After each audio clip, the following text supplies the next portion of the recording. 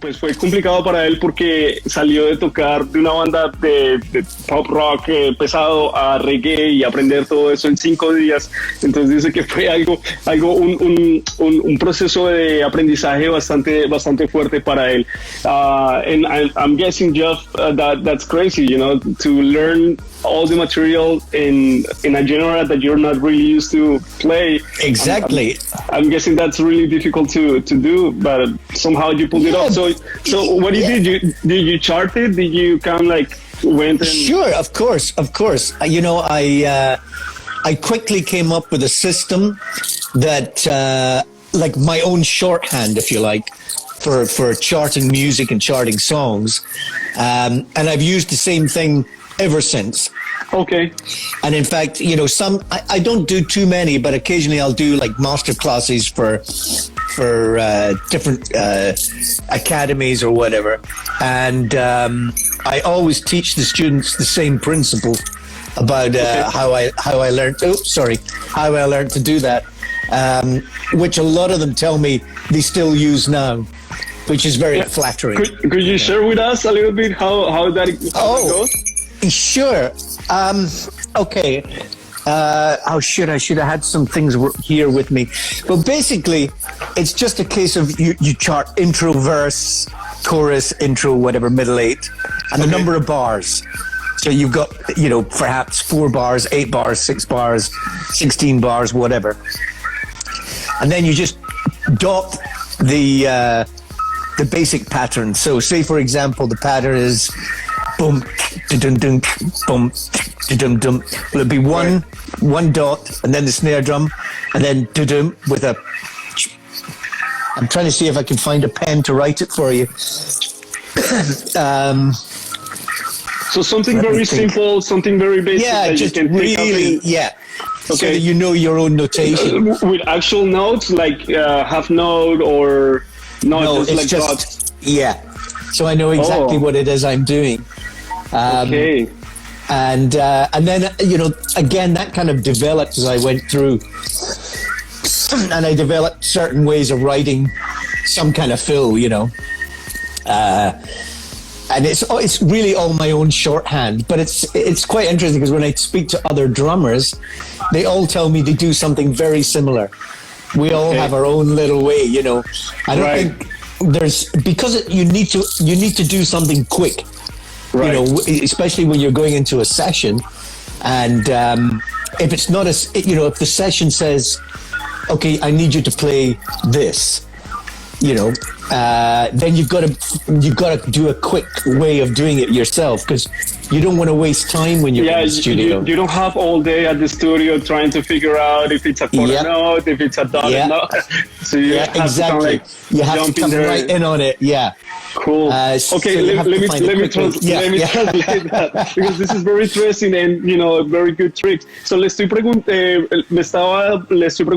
que cuando él va a la grabación, que cómo hace, si escribe su música. Entonces él nos dice que sí, que él desarrolló su propia forma de escribir música de una manera muy sencilla en la que él se entiende a sí mismo. Entonces escribe como verso, coro, precoro, verso, algo bien sencillo, y luego tiene una forma específica de notarla, que coloca como puntitos y palitos dependiendo el groove.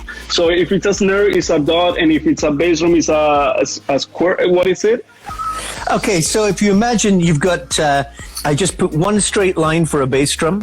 Okay. And then a tiny little space and another straight line for the snare drum beat.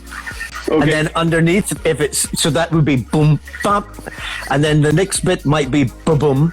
So it'd be it's like reading MIDI, right? A little bit. Does it? Sorry.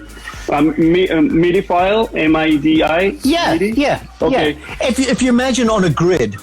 Nowadays, you have everything on the grid, and you can see what's happening. So it's basically that. Okay. You can see where the snare drum hits and where the bass drum hits, and the relation between the two. And then the hi-hat is a given, like 8 notes or... Yeah, it would just be a little cross.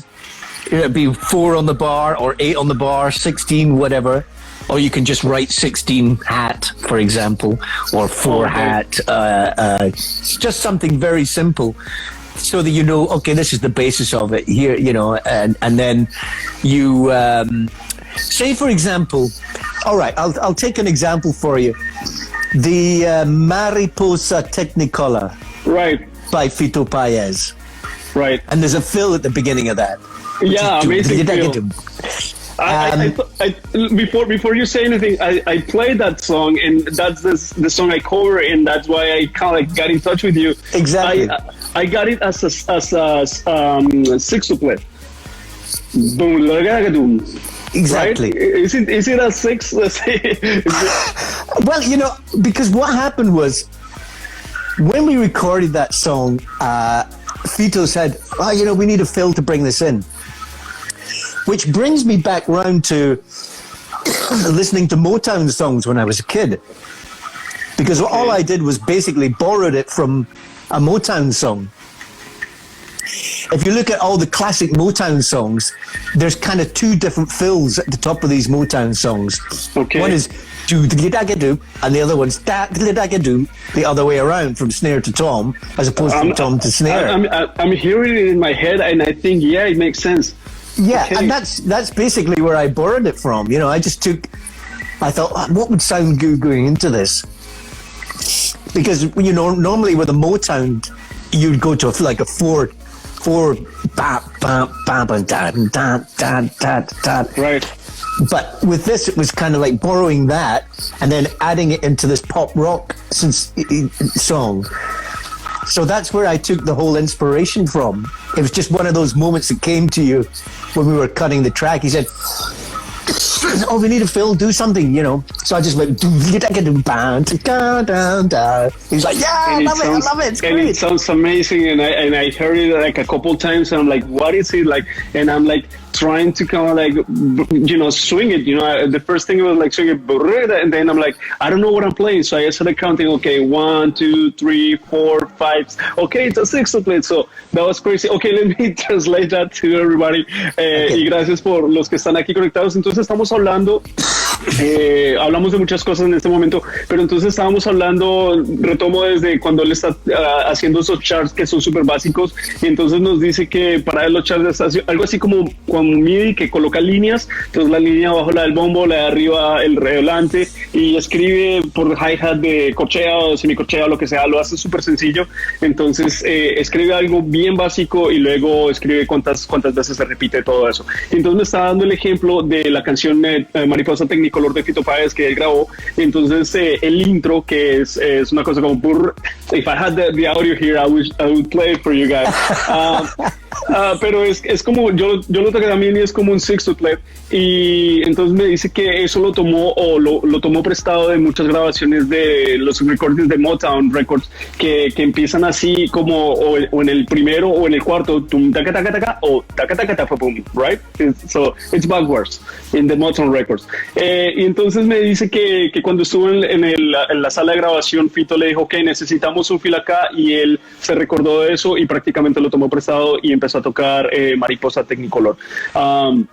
Such a great record, by the way, Circo Beat by Fito Páez. But before we continue, the last time I was talking with an Argentinian drummer, amazing drummer, Tano Cavaletti, and I was mentioning I was going to have you in this series, and I told him, he recorded with Fito Páez, and he was kind of like, really? Wasn't it another guy, Pomo Lorenzo? They mentioned me, Pomo Lorenzo, which is another drummer from Argentina, I think. So I was like, I think he recorded Circo Beat. I wasn't, because I tried to look at the credits and wasn't really like. So you did record with Fito Páez, and you record the whole album Circo Beat. Yeah, in Rosario, in Argentina. In Rosario, okay. Yeah. And that was one of my questions, actually, like when you go and play this session, because you have played with many South American, Latin American artists. And so do you go to the countries and play at the recordings, or how does it work? Well, the guy that was producing that album was Phil Manzanera, who was the guitar player in Roxy Music.